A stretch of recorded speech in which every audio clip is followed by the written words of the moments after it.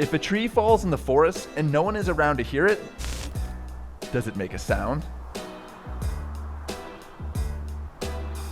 More importantly, if you were going to retrieve that tree with an adventure motorcycle, what would that motorcycle sound like? Mine would sound like a burly parallel twin, and it would have loads of suspension travel, big wheels with knobby tires, and of course switchable off-road ABS. And that's funny, because mine would also sound like a big parallel twin, with loads of suspension travel, large wheels with knobby tires, and of course, switchable ABS. You see, the Triumph Scrambler XE and Honda Africa Twin are actually remarkably similar on paper. They've got basically the same size engine, curb weight, and even price too. So, obviously, the only way to find out which bike is better is to ride them into a forest and cut down some Christmas trees. With the chainsaw, that we don't even know if it runs yet. Okay, all right, oh my God. I'm putting on my jacket. Oh, I love the stuff they let us do in the show.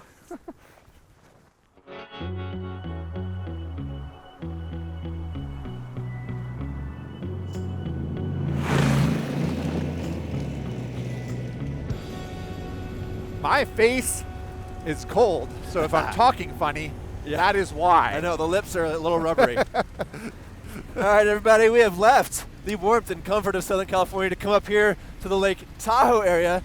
We've got this entire network of dirt roads and trails to explore, and we've got permits to cut down one Christmas tree each, which we will be hauling out on motorcycles. Come on, what else would we be doing? We did promise all of you lovely viewers that these bikes are basically the same on paper. So quick rundown of the specs before we dive into the winter wonderland here.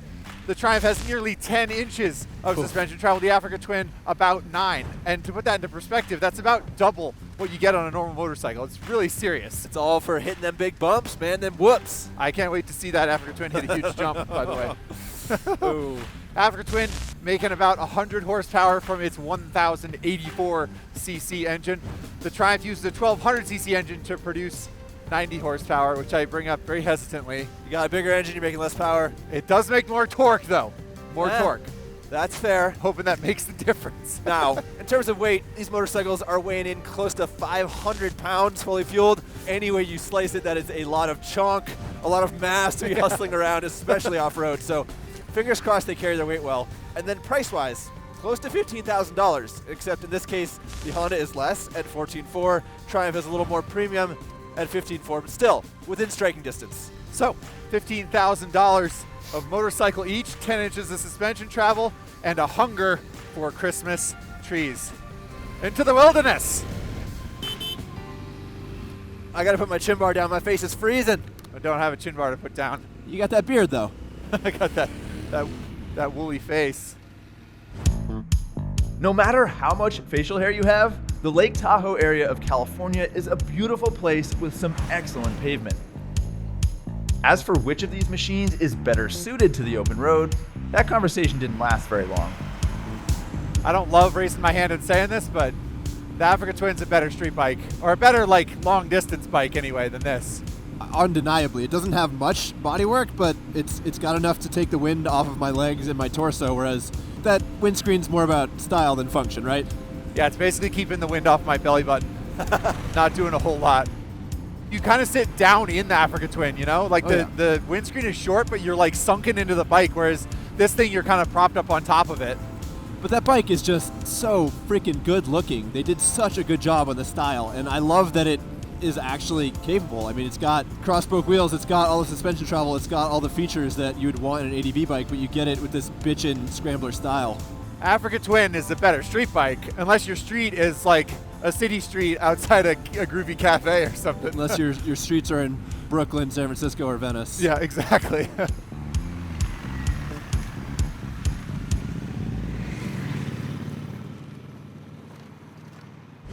Man, this road sure turned to crap. Yep.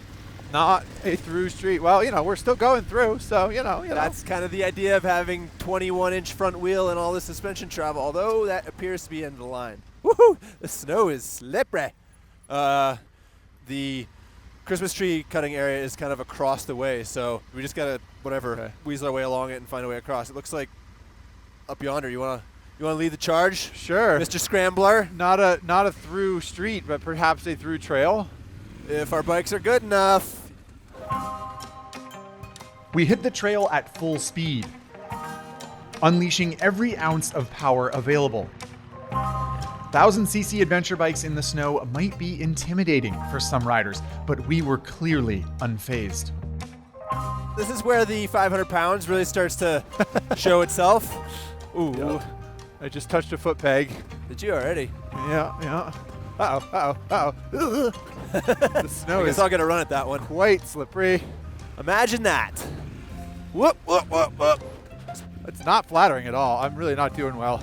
Anyone on a 250 or a 450 would be laughing at our speed and the effort it takes to maneuver these bikes. But we're doing it. We soon discovered that what we were doing was going the wrong way. And even at 5 miles an hour, we managed to get pretty far off course. It shows us on a road. Look. Do you want to go back or you want to go forward? Eventually, we did get on the correct side of the road and pointed in the right direction. But even that didn't last for long. Pretty snowy. Pretty snowy. Woo! Pretty snowy. Spending very little time going the direction I want. Gotta calm down. Less is more. Okay.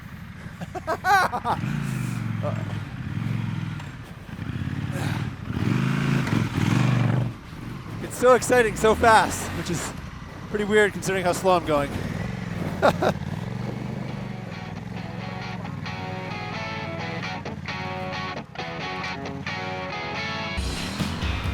It only took all morning, but we were finally getting the hang of things.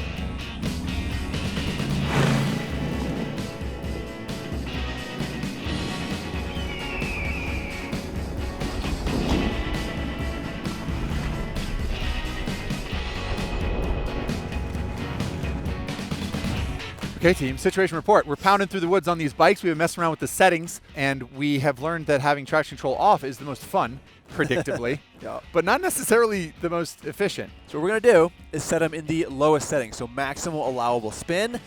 And then we're essentially going to ham fist it up the hill, give it way more gas than it should have to allow the computer to do all the work. It'll basically just be a test of how refined and functional this off-road TC is. And we'll see who, if either of us, gets to the top first. Okie dokie. Firing up my machine.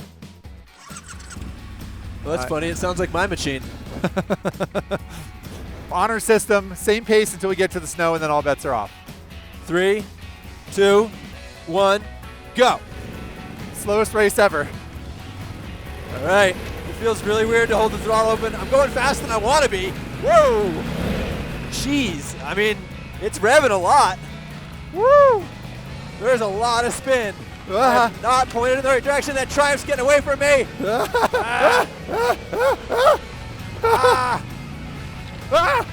Oh, you must have found some dirt, my friend. I'm just giving it the gas, which is terrifying. Because randomly it'll rev up. Look out, we got rocks. Come on, African Twin. Woo! Woo! Woo! Man, did it just light up when it got into traction. That was exciting. Woo! I mean, hats off to the TC system. I did not expect it to rev up that much. I know. I didn't. I didn't lift at all until you cut me off, and then I had to lift. You did a little block pass there. I don't want to I'm not saying you're cheating, just pretty aggressive. Rubbing is racing, man. That's a new strategy for riding. Just set TC and hold her open. Yeah. Perhaps having more settings of TC in the end is better than only having one. But I'm still impressed with the Triumph cheater. But anyway, we got to find some trees to cut down. That's really what we're here to do. Agreed? Yeah. Then we can really see who's the cheater when I fire up my gas-powered saw to do it. Yeah, I'm doing it the hand-rolled Siggy way with a little handsaw. We'll see how much I love that. Come time to cut trees down. All right, traction control test in the books. Onto the trees. We had been told by some locals that to find good motorcycle-sized trees, we'd need to get pretty deep in the woods. So even with the sun getting low, we headed for higher ground and hoped for the best.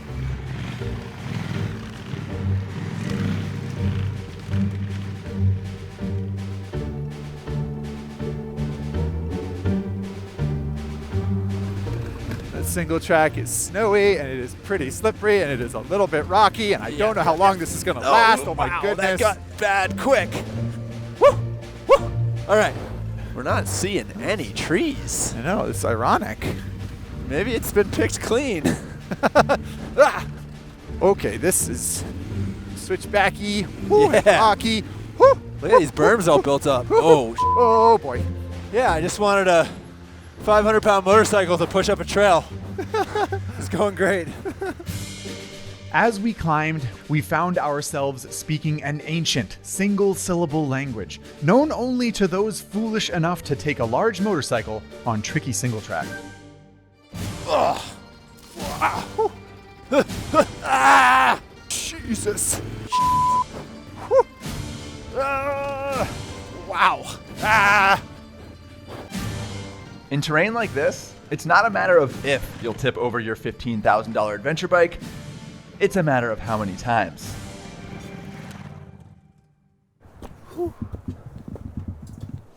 Oh, hey. Maybe you can help me pick this thing up. There's not really anything wrong with the motorcycle, as far as I can tell. What's wrong with the situation is that my legs are too short.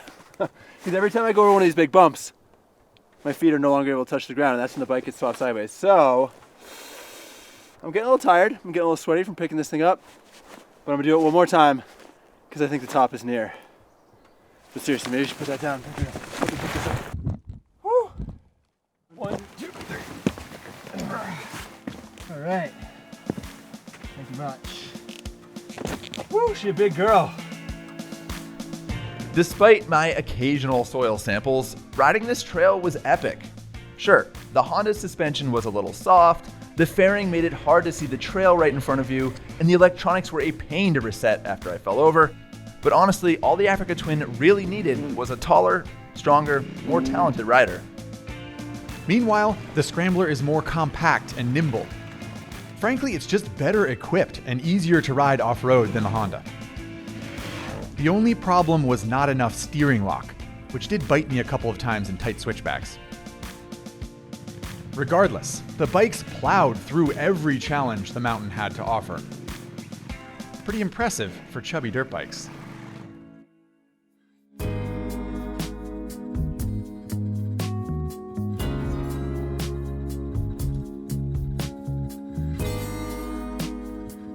We've been climbing up this awesome single track trail for quite a while here. You can see we've gained just hundreds of feet of elevation. We're way up here. You can see the valley in the background. And we're coming to a stop, not because we have reached the limitations of our motorcycles, but because the sun is getting close to the horizon. We are running out of time. Yeah, the bikes go to the moon, as far as we can tell. But we do need to move on to the second part of our mission, which is to cut down Christmas trees, put them on the motorcycles, and get them out of here. And we are genuinely concerned about being out here when it gets cold and dark. So we've got to search for trees, cut them down, and bring them home. Okay, kids. Here we go. Gonna get a Christmas tree. I have a fairly elaborate system for getting the tree out of here, which may or may not be a good idea. I don't have a very elaborate system for cutting one down. It is quite simply a handsaw borrowed from my friend Ari Henning. I actually don't even know how to put it together. Ow, it's sharp. That bodes well. I invested a fair amount of time in thinking about how I was going to cut a tree down, which is why I have a chainsaw on the back of my bike. I haven't really given a lot of thought to how I'm going to get it out of here, other than to utilize this platform and these rock straps. I'm hunting that tree, and I'm feeling guilty about it because I'm approaching, and I'm thinking about the life that it's led and all the things that it's seen. I think this is the one. I think the top 5 feet of that are exceptionally beautiful. It's going to be pretty long. It's a beautiful tree.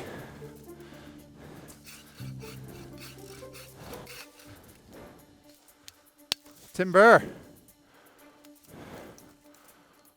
No gasoline required.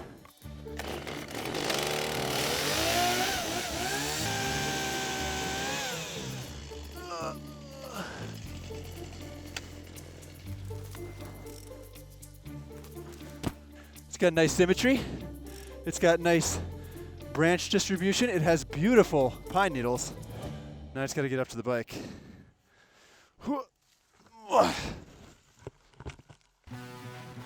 Hot tip, if you're gonna cut down a tree, make sure you pick one that's uphill from your bike. We'll know better for next time.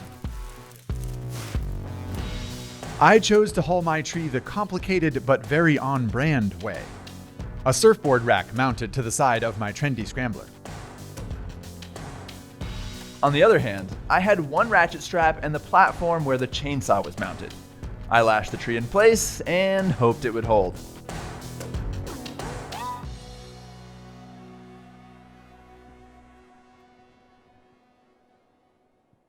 We got good news and we got bad news, Spencer. Good news is we've got Christmas trees on motorcycles. Bad news is we've got a very treacherous road to get out of here. And the sun's already set. Let's go. Oh, Jesus. Oh, Jesus. Oh, Jesus.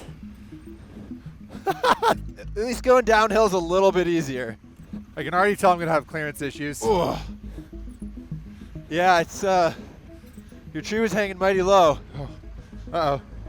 I already got problems. What do you got? It just jumped out of the rack. Really? Yep. That didn't take long. No, it didn't. I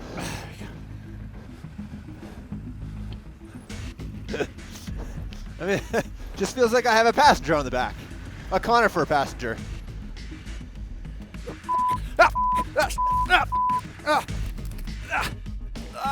Okay. I'm okay. I'm okay now.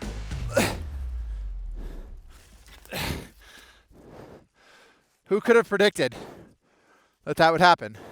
Did it peel itself off or knock you over or what? I think it was dragging and it slowed me down more than I expected. But I don't think getting my foot pinched between the tree and the bike actually broke my foot. So I'm feeling very good about that.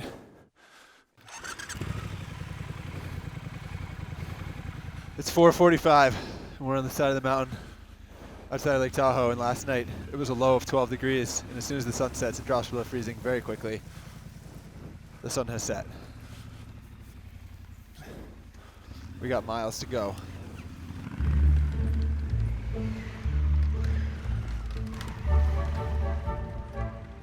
Oh! Jeez. It's quite a scene watching that tree dance down the trail. It's so much motorcycle and you can't see the rocks under all this snow. We're on the north side of a hill, so it's stayed quite snowy. Oh, jeez. My tree's catching on stuff. Man, I've really got to watch the clearance on the right side. Yeah, I'm surprised that you're moving as quick as you are, honestly. Ooh, my fingers are starting to get numb. Do you not have your heated grips on? Do I not have my heated grips on? Come on, Zach. Those are $170 accessory. I think I'm getting tired. This is getting a lot harder. Yep.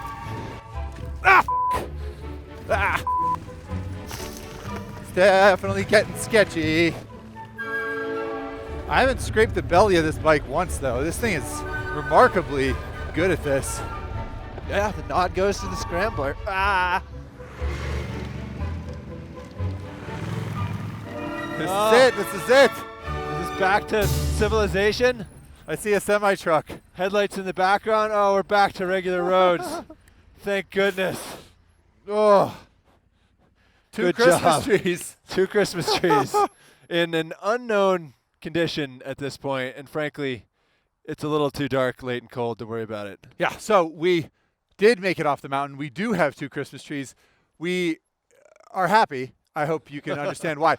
But we're also not in the clear yet. We still have to go get back to our home base, and now all the roads are potentially frozen. So we're kind of not out of the proverbial woods, even though we're out of the literal woods. And as for the trees, who freaking knows, man? We're going to have to look at those in the morning and see if they're... We'll size them up tomorrow. Woo! Let's get home, man. Holy cow.